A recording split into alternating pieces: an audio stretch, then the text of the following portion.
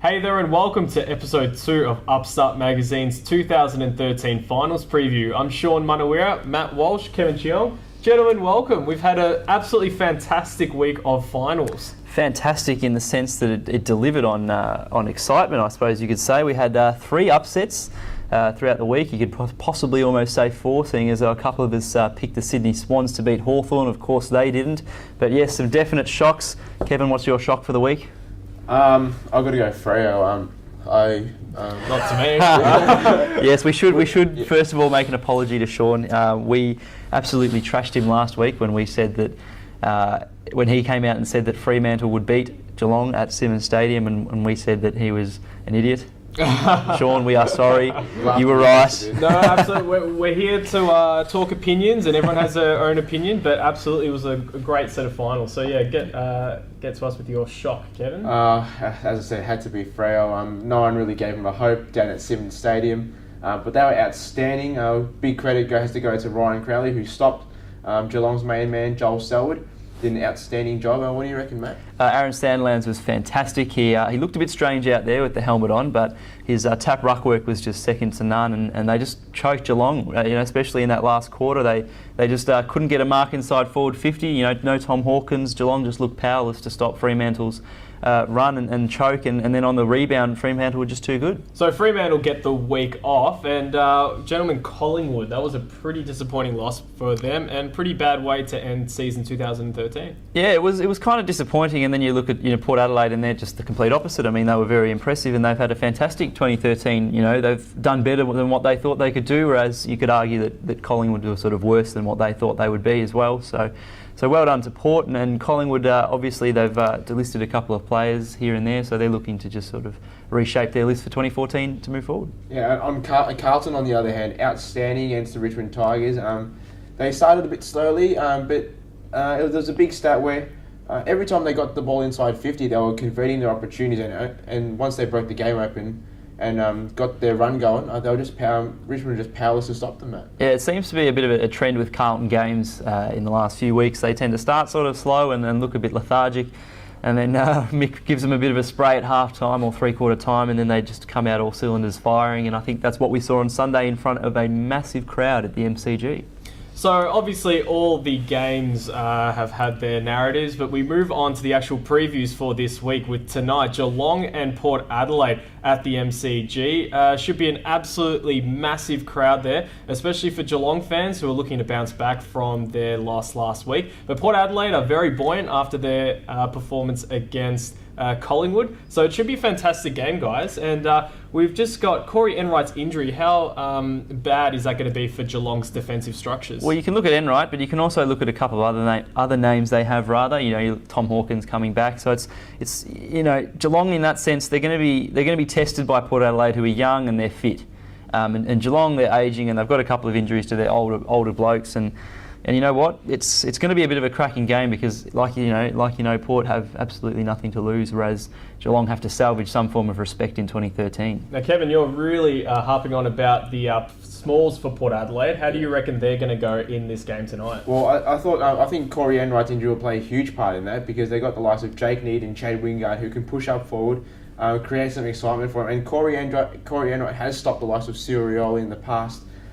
His absence should not be undermined at all. I think it'll really wreak havoc. They might look to bring in the likes of a Taylor Hunt or a Josh Hunt to help curb that Enright influence, but I'm really not sure who's going to stop the likes of Jake Neade and Chad Wingard. Yeah, the omission last week of Taylor Hunt really surprised me. He's that sort of that running the lines breaking player that can really hurt teams, especially like Ross Lyon's Fremantle, in the sense that Ross Lyon likes to choke teams up, and Taylor Hunt's one of those players that could really break through, and I was really surprised that he wasn't in the team last week, and that's the way it went. So they're going to have to restructure for the game against Port Adelaide tonight. Where are the goals going to come for Geelong?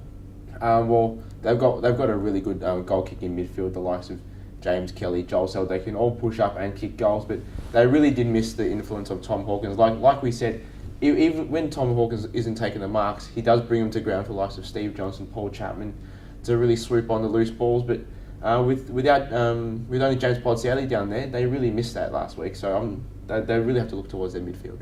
I really don't think that Paul Chapman as well will start as a sub. No. Do you agree with that, Matt? No, I don't think he will. I think Paul Chapman's probably at his best when he can have influence on the game for a sustained period of time. He is a bit of an X factor, but he's an old X factor, so I think it's probably better just to have him out there for as long as you can, as early as you can, especially in a semi-final. All right, gentlemen, key players and tips for tonight's game. Key player for mine would have to be Stephen Motlop. I think with Hawkins and Podsadley bringing the ball to ground, he really needs to have some sort of influence and kick a couple of goals on the MCG. And I think if he can fire, Geelong would win. But you know what, this Port team, you can't underestimate them in terms of how well they're doing in 2013. So they could be in for a show as well. For me, it's got to be Travis Boak. I'm really looking forward to seeing if Travis Boak goes head-to-head with Joel Selwood. Ryan Crowley stopped Joel Selwood and he got the 21 touches. It's not bad for an average player, but for Joel Selwood, it's well down on his best. If they can stop Joel Selwood, I reckon Port are in with a real chance, especially without Corey Enright. But we've got to see how we go. Yeah, unfortunately, the Cinderella story, I feel, will end for Port Adelaide tonight, and I do think that Geelong will get up fairly comfortably, and I'm going to have to say my key player will be Joel Selwood, Brownlow medal favourite, so we'll just have to wait and see in a couple of hours' time. But we'll move on to our next game in Sydney and Carlton. Now, the Sydney Swans unfortunately went down to Hawthorn, and Carlton coming back from what we thought was a certain win by the Tigers, but they have managed to get back in that game. And at the SCG, Sydney's home ground, do you think Carlton can do any damage in this game? Well, if the game was at the SCG, they would probably be they'd struggle a lot more. But because it's at ANZ Stadium, Sorry, ANZ Stadium. I think Carlton have a bit more of a showing, a bit more of a chance to provide a decent showing, just because the Swans don't really like that ground. And if you look back at Collingwood's record over there in that, you know, those bye rounds that they used to have, the Collingwood Sydney matches, Collingwood won them all under Mick Malthouse. Just, you know, maybe there's some straws that I'm clutching at there, but I think that Malthouse knows how to coach that ground quite well. Sydney don't know how to play it as well as they do the SCG. Carlton will be buoyed and they'll have plenty of confidence and they're believing in themselves. So I think that's going to be probably the better game on the weekend. Well, I reckon Sydney, they'll be looking at bounce, but they're a quality football team. No one can really deny that. I just want to look at Sydney's lineup from last week. They went really top-heavy with the three big tall, with Kurt Tippett, Mike Pike and Shane Mumford. How do you reckon that went from Sean? Yeah, I'm not sure that was probably the greatest way to go about it. And Jesse White as well. Yeah, Jesse White. And they're probably even going to add Adam Goods possibly to the mix. Yeah, and he's known to push forward and try to take out a defender. But you're right, they're too top heavy, especially against Carlton, who have a really good running defence. They call them Mosquito Fleet, don't they? With Garlett and Eddie Betts as well, just tipping at the heels. Chris Yarran, and then on the half back you got Walker who can run, you got Tui who can run, you got Armfield who can run. So it's interesting. It's interesting to see how the tactics will play out at the selection table in terms of matchups and all that. But yeah, I just want to talk about the comeback from Carlton last week against Richmond, because that was quite phenomenal. And I just feel that if they do that against Sydney are probably going to be too strong to lock the game down and not let Carlton get back into the game if they allow them to get a few goals in front. That's it. If Carlton give up a 5-goal lead like they did to Richmond, Sydney, even though they lost and they were quite disappointing last week, they will definitely not allow a comeback sort of by Carlton in that sense. So I think the issue for the Blues the last few weeks has been their slow starts. There was a stat that Channel 7 put up during the game that there was a differential, and they were down 30 points, down 40 points, at times in the first and second quarters, but then in the third and fourth they came back and were up by 30, 40 as a cumulative over the last 3 rounds. So if Carlton get a fast start and they can sustain that for the entire game, it should be a very interesting match. But as you're saying, no one can really let Carlton get on the run in the second half, I should say. But if Sydney were to go top heavy again and Carlton can get their run, I really don't see Sydney's avenue back into the game, because if they're just going to keep bombing it down, if they bring numbers back once they're up, I really don't see how Sydney can run through Carlton. Well, I feel that top-heavy lineup. Sydney have a better midfield than Carlton. I can really see the Sydney midfield getting over Carlton's. Although, in saying that, we're just about to talk about Chris Judd, who had such a fantastic game against the Tigers. And who was going to stop Chris Judd? Well, Chris Judd, he had a great game. Bryce Gibbs had 28 disposals, 17 of them contested, and something like 12 clearances or something ridiculous. Murphy's finding some form, and you have the likes of Gibbs and Curnow who's stopping really well. So Carlton's midfield can't be underrated here either. They're hitting the straps at the right time of the year. Bryce Gibbs does have a great history against Adam Goods. Has taken him out of games before, so it'll be really interesting to see where Adam Goods does play and whether Bryce Gibbs will go to him. Also, two Carlton swingmen. If Sydney decide to go top heavy and go with those talls, you have the likes of Henderson who can play back or forward. Jared Waite, if he needs to go back, he can go back, and he's proven to be a decent stopper in the past as well.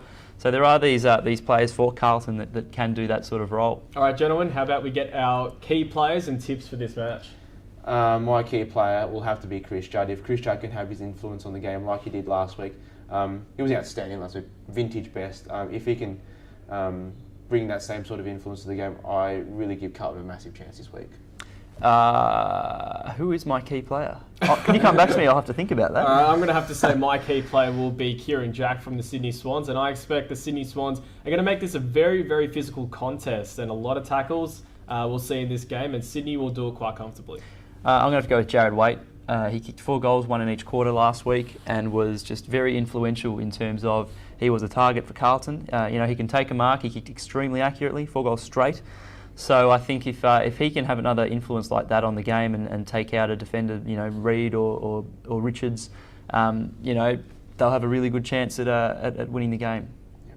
Okay, so we have just previewed the matches for this weekend, but not only do we have final season upon us, we have award season upon us, and recently the AFL MVP award was awarded to Gary Ablett, and in a complete landslide victory, 1,479 votes. Second place, Joel Selwood on 475, just quite remarkable. Now, Kevin, is he the favourite for the Brownlow this year? The MVP is awarded by the players, so yeah. I think there's a great respect for Gary Ablett around the league.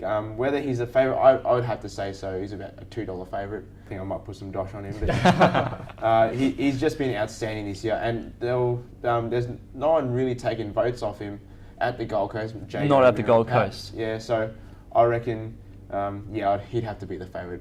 Absolutely, yeah. But and then you look at the second and third favourites. You'd have Selwood, who's up there, and you'd have Scott Pendlebury or Dane Swan. But they have players that do take the votes off. And you say it every year though. But you look back at Carlton in 2010 when Chris Judd won. He didn't really have anyone else that took votes off him, and that seemed like a bit of a surprise. So I think we could see the same for Ablett. To win this vote by 1,000 votes, that's just quite remarkable, isn't it? And like you said, it is awarded by the players, and just to see how much of an appreciation they have for this champion of the game running around on the field. It's just a great sight that we're very lucky enough to see Gary Ablett go about his business. Absolutely. I think it stems from the fact that there are a lot of players who are trying to stop Gary Ablett during the game, and he's almost been rendered unstoppable. There was one game where Gold Coast played Collingwood, and Nathan Buckley just didn't bother to tag him because he didn't believe that anyone could tag him, and he ran amok. So I think this win, the margin probably is a little bit surprising, but we shouldn't be surprised that he won. All right, so we'll move on to the All-Australian team. Now, Upstart Magazine have put together what they think from the 40-man squad. We have our thoughts for the All-Australian squad.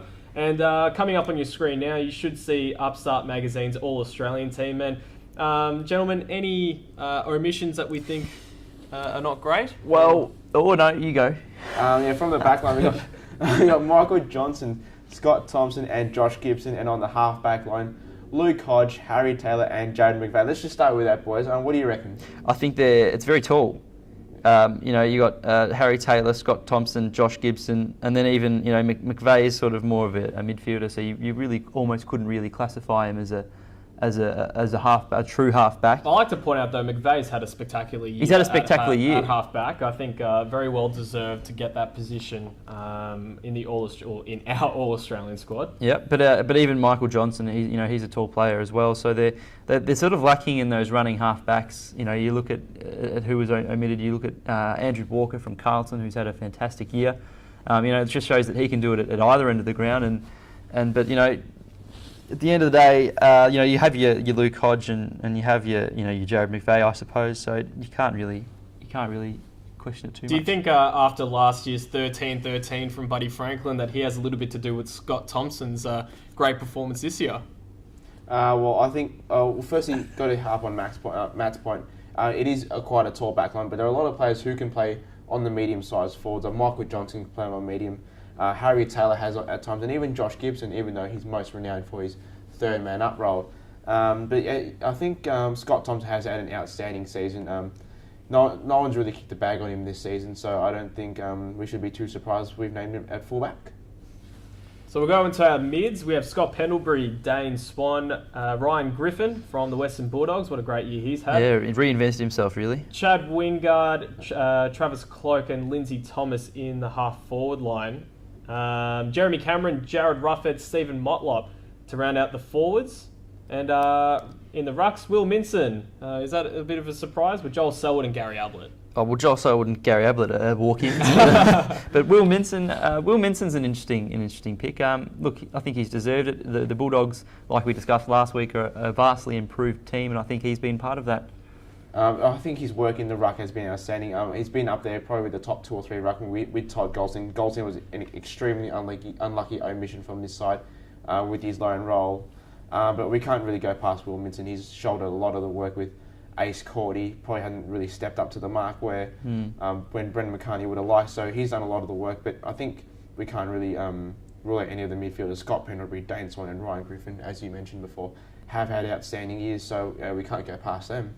And then you look at the forward line, it's a lot more balanced than the back line. I think, you've got your Lindsay Thomas, Stephen Motlop, and even Chad Wingard, who are the smaller types that balance out well with Cloke and Ruffhead in the spine, and then Jeremy Cameron just sort of doing his thing in the forward pocket, it looks like. But yeah, the forward line's really impressive, and that's a world beater, that one. And then the interchange of Kieran Jack from Sydney, Michael Walters from Freo, Josh Kennedy from Sydney, and Sam Mitchell from Hawthorn. Gentlemen, what do we think about that? I can't really go past that. Sam Mitchell has played mainly on the half back. They haven't really required him in the midfield. Hawthorn's midfield being so strong. Kieran Jack, just going about his business, has been outstanding.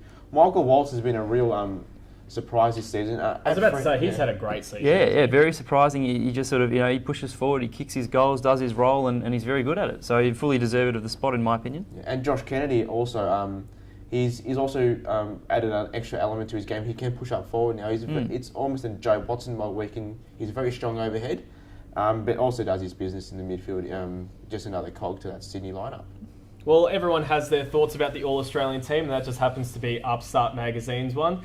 We have Geelong Port Adelaide tonight, Sydney Carlton tomorrow, so it's going to be some great games, and we'll be back next week to preview all the other games and a wrap-up of all the issues from this week's version of finals. So I'm Sean Munaweera, Matt Walsh, Kevin Cheong, thanks very much, and we'll see you next week.